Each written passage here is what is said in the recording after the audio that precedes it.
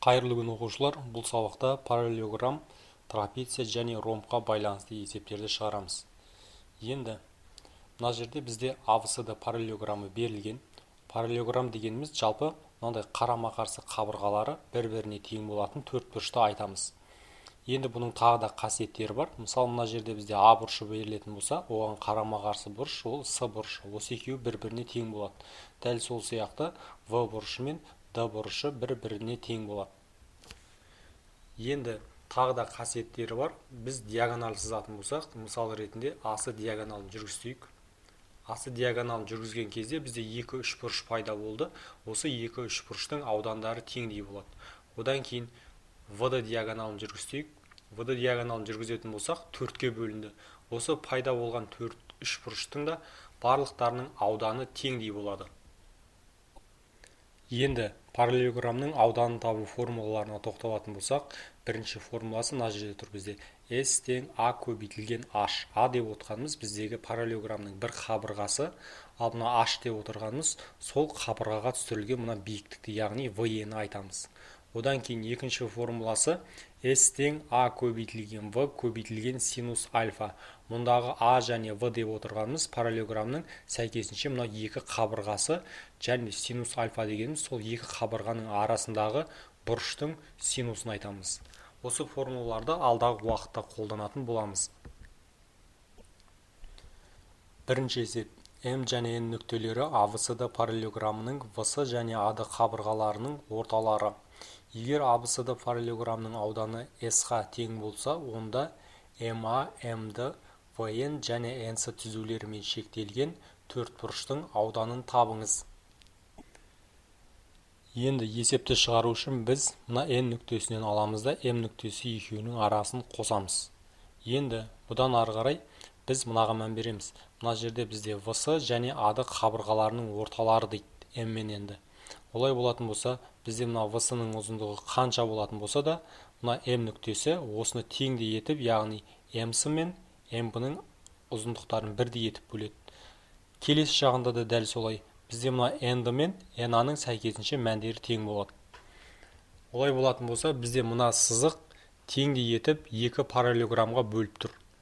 Енді біз мына төменгі жағына тоқталатын болсақ, бұл жағында мына боялған жеріміз төменгісінің 4-тен 1. Үстіңгі жағында да дәл солай, мына боялғанымыз 4-тен 1-не тең. Олай болатын болса, бізде мынау AVCD деген параллелограммыз теңдей 8 бөлікке бөлініп тұр. Енді сол бізде 8 бөлігіміздің ауданы мына жерде жазып көрсеткен S-ға тең деген. 8 бөлігіміз S-ға тең, ал бізде мына боялғанымыз, яғни мына жерде өзі айтып отқан MA, MD, VN, NC дейді. Міне осылардың нәтижесінде пайда болып тұрған мына фигуранымыз бізде жалпы бөліктің 2 бөлігіне тең болып тұр. Сол бізде белгісіз. Енді бұдан ары қарай пропорцияны қолданамыз. X тең болады 2S бөлінген 8 болады. Енді қысқартамыз. Мынаны 2-ке бөлсек 1 шығады, 8-ді 2-ке бөлсек 4 шығады. Олай болса S бөлінген 4-ке тең. Яғни біздегі мына боялған бөліктің ауданы S бөлінген 4-ке тең. Екінші, ABCD параллелограмм дейді. Бізде мына X-тің мәнін анықтау керек екен. Енді параллелограммның алдында айтып өттік, қасиеті мынау қарама-қарсы бұрыштары бір-біріне тең болады. Сонымен қатар бізде мына екі бұрыш, яғни іргелес жатқан екі бұрыштарымыз қосқан кезде олардың мәні 180 градусқа тең болу керек. Сондықтан біз мынау А бұрышына келесі мына Д бұрышын қосқан кезде олардың мәні 180 шығу керек. Енді бізде А бұрышы берілген 10 азайтылған X дейді. Жазамыз 10 азайту X. Одан кейін оған қосамыз 41X азайтылған 30 дейді. 41X азайтылған 30. Осы екеуін қосқан кезде бізде 180 шығу керек. Ары қарай ұқсас мүшелерді біріктіреміз. Мынау 41X, одан мына X азайтқан кезде бізде 40X қалады. Одан кейін оң жақтағы 180-ді жазып аламыз. 30 азайту 10 дейді. Ол бізде минус 20 болады. Минус 20 келесі жаққа плюс 20 болып барады. Ары қарай X-тің мәнін табу үшін мына екеуін қосамыз. 200 болады. 200-ді мына 40-қа бөлеміз. 200-ді 40-қа бөлетін болсақ, X-тің мәні бізде 5 шығады. Яғни дұрыс жауабы Е нұсқасы. Үшінші, суретте 1, 2, 3 сандары арқылы нөмірленген 3 жолақтың ені бірдей және аға тең. Бұл 3 жолақ 2 параллель түзуді қосады. Жолақтардың аудандарына қатысты дұрыс тұжырымды табыңыз.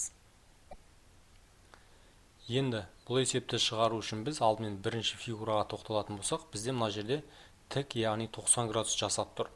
Сондықтан бұл бізде тік төртбұрыш болады. Оның мына жерде ендері бізде аға тең болып тұр. Ал мына жерін біз h деп алайық.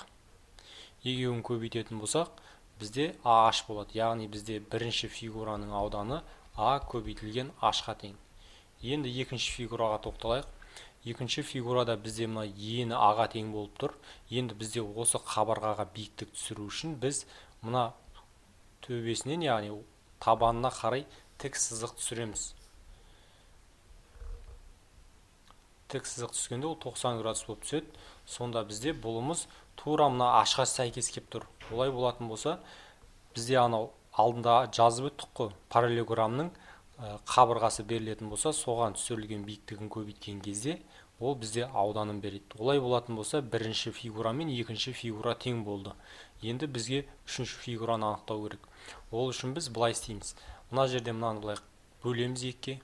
Бөлген кезде бізде бірдей, мына жерден байқап отырсақ, екі параллелограмм пайда болды. Мынау екінші параллелограммды біз теріс айналдырып жібереміз, яғни 180 градусқа бұрамызды жылжыту арқылы алып кеп қоятын болсақ, бізде міне былайынан созып жалғап сызуға болады. Енді осылай жалғап сызған кезде бізде тура мына екінші фигураға ұқсас болып шықты, бірақ керісінше ғана орналасқан. Енді сол жерде біз мынау ені А болып тұр, биіктігін табу үшін тағы да біз төбесінен аламыз да табанына қарай 90 градус түсіреміз. 90 градус түсірген кезде бұл да бізде тағы да H-қа тең болды. Олай болатын болса, формула бойынша ол тағы да А көбейтілген H-қа тең болады. Байқап қарайтын болсақ, үшеуінің де мәні бірдей болды, сондықтан 3 жолақтың ауданы бірдей деген сын нұсқасын таңдаймыз. Оқушылар, енді біз трапецияға байланысты есептер шығарамыз. Ол үшін алдымен сол трапецияда қолданылатын, яғни есептерінде қажетті формулаларға тоқталамыз. Ол жерде негізінен бізде аудан табу формуласы қарастырылады. Енді мына суретте ABCD трапециясы берілген, оның ауданын табу үшін бізде табан қабырғаларын А және Б деп алатын болсақ, екеуін қосамыз, сөйтіп екіге бөлеміз де оны биіктікке көбейтеміз.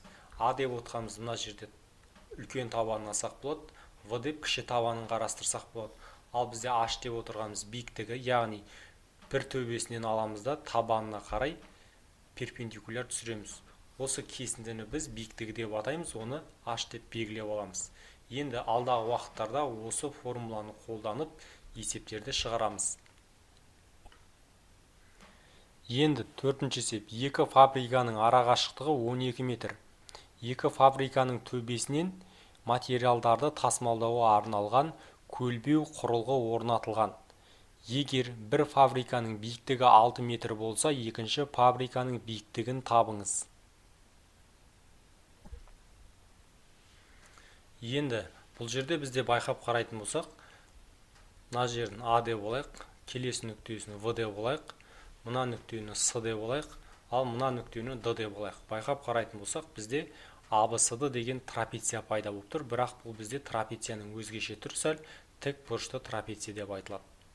Енді бізге табу керек нәрсе келесі екінші, бізде не тұр ғой, фабрика тұр ғой, соның биіктігін анықтау керек. Оның биіктігін анықтау үшін біз былай істейміз.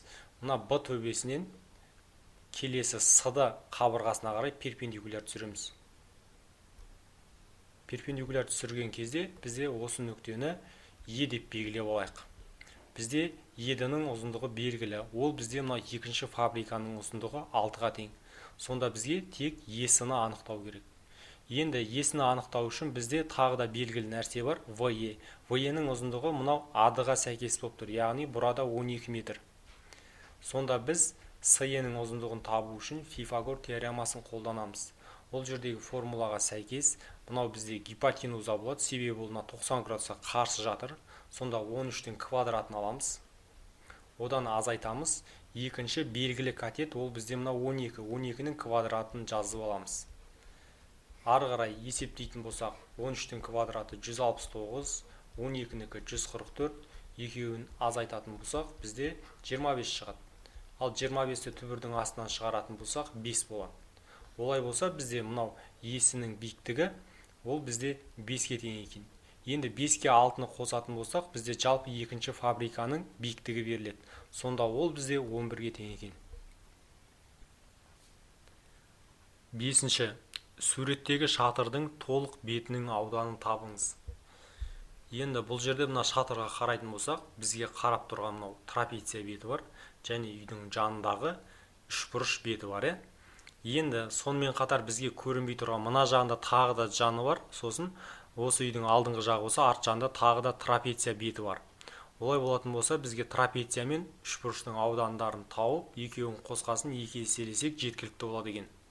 Бірінші біз енді трапецияға тоқталайық. Трапецияның біз ауданын табу үшін бізге биіктік керек. Биіктікті біз бұлай табанына түсіреміз. Сосын мына жерден де түсіріп алайық. Осылай түсіргеннен кейін біз бұлай жазып алсақ болады. Мына жердің бізде 6-ға тең екендігі белгілі, себебі мына жер бізде 6 метр болып тұр. Енді жалпы ұзындығы 16-14 болатын болса, сол 14-тен 6-ны азайтамыз, сонда бізде 8 шығады. Олай болса, бізде мына ара қашықтығымыз 4-ке тең екен. Дәл сол сияқты бізде мына ара қашықтығымыз да 4-ке тең. Енді сызбадан сәл екеуі екі түрлі көрініп тұр, бірақ шын мәнде есептеу барысында ұзындықтар осындай болады. Одан кейін бізде мынау қыры. Осы қыры бізде 8-ге тең екен. Енді бізге мына биіктікті h-ты табу үшін Пифагор теоремасын қолданамыз. H тең болады 8-дің квадраты бізде 64, одан азайтамыз 4-тің квадраты 16.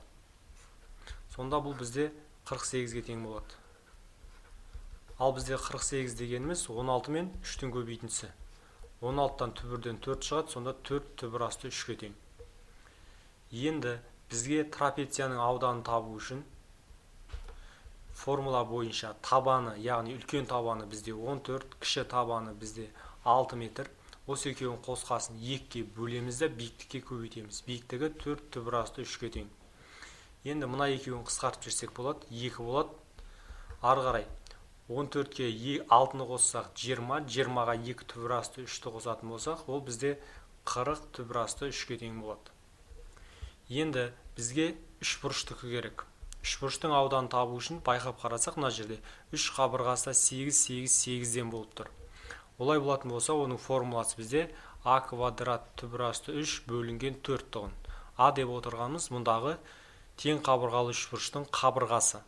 Орнына 8-ді қоямыз. 8-дің квадраты түбір асты 3 бөлінген 4. 8-дің квадраты 64, 64 4-ке бөлетін болсақ, 16 түбір асты 3 шығады. Енді екеуін қосамыз. Екеуін қосатын болсақ, бізде 56 түбір асты 3 шығады. Яғни бізге көрініп тұрған мына екі бетінің қосындысы 56 түбір асты 3-ке тең болса, арғы жағы да тағы сондай болады. Сондықтан біз осыны 2-ке көбейтеміз. 2-ке көбейтетін болсақ, 112 көбейтілген түбір асты 3 болады. Ол бізде д нұсқасы. Алтыншы, бір банкасы 18 метр квадратқа жететін болса, суреттегі үй шатырын бояуға қанша банкасы керек? Енді мынау бізде шатырды бояу керек. Шатырдың ауданы біз алдыңғы есепте шығарып өттік. Ол жерде бізде ауданы 112 көбейтілген түбір асты 3 тұғын. Енді біз 112-ні өз күйінше жазамыз. Түбір асты 3-тің бізде ол жуық мәні 1,732-ге тең. Енді екеуін біз көбейтеміз. Екеуін көбейтетін болсақ, бізде 193 жүзден 99 шығады, енді жуық шамамен алғандағы мәні. Енді бізде айтады, бір банкасы 18 метр квадратқа жетеді дейді. Олай болатын болса, біз осы мәнді 18-ге бөлуіміз керек. 18-ге бөлетін болсақ, бізде нәтижесінде 10,7 шығады екен. Енді жуық шамамен шығады 10,7. Олай болатын болса, бізде 10 банка алатын болсақ жетпей алады. Сондықтан біз 11 банка сыр алуымыз керек. Енді ромбқа тоқталатын болсақ, жалпы ромб дегеніміз барлық қабырғалары тең болатын параллелограммды айтамыз. Барлық қабырғалары тең болғандықтан біз барлығын А әрпімен белгілеп алсақ та болады. Енді бұл бізде мына жердегі А бұрышына қарсы жатқан С бұрышы тең болады. Дәл сол сияқты В бұрышына Д бұрышы тең болады. Сонымен қатар бізде іргелес бұрыштардың қосындысы 180 градусты береді. Тағы қасиеттеріне тоқталатын болсақ, бізде мынау ромбтың диагоналдарын жүргізсек, мынау бізде асы диагоналы және келесі В диагоналы болады. Осылар қиылысқан кезде олар тік бұрыш жасап қиылысады, яғни 90 градус жасайды. Және де олар қиылысу нүктесінде қақ бөлінеді. Одан кейін бізде аудан табу формулаларына тоқталайық. Ауданын табу үшін бізде мына сүйір бұрышын альфа деп алатын болсақ, мына сәйкесінше екі қабырғасын көбейтеміз. Ағаны көбейткен кезде А квадрат болады. Соны біз синус альфаға көбейткен кезде ауданын анықтауға болады. Одан кейін екінші формуласы диагональ 1-ді диагональ 2-ге көбейтіп 2-ге бөлуіміз керек. Диагональ 1 деп отқанымыз мына асының ұзындығы. Оны біз D1 деп аламыз. Одан кейін диагональ 2 В-ді оны D2 деп аламыз. Сөйтіп соны 2-ге бөлетін болсақ, бұл формуласы, яғни аудан табудың екінші формуласы болып табылады. Енді бізде үшінші формуласы, ол бізде биіктігі берілген жағдайда. Яғни мына жерден түсіретін болсақ, мысал үшін қабырғасына тік бұрыш жасап түсірдік. Осыны біз VE деп алайық. Осыны биіктік болса, біз H әрпімен белгілеп аламыз.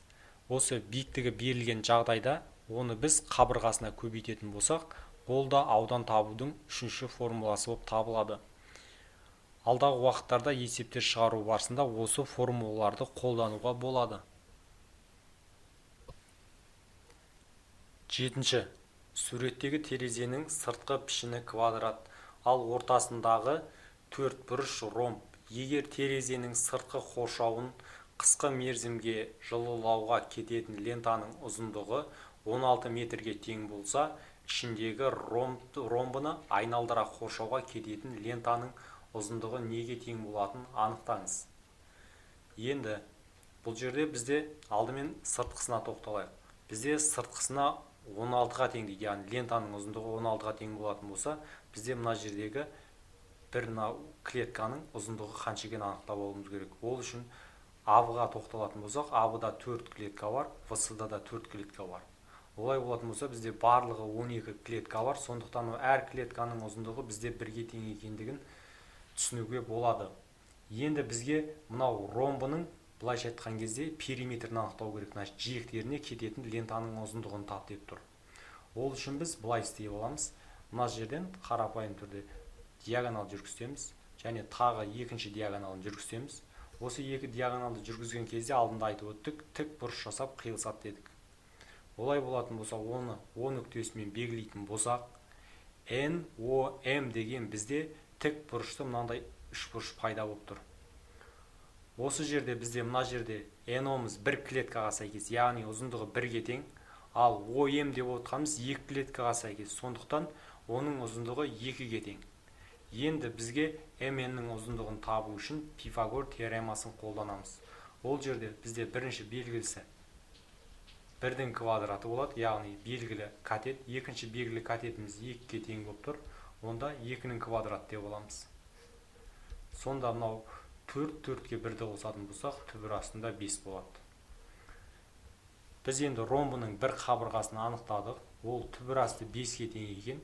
Ромбының өзінің қасиетіне сәйкес оның барлық қабырғасы тең болады, яғни барлығы түбір асты 5-ге тең.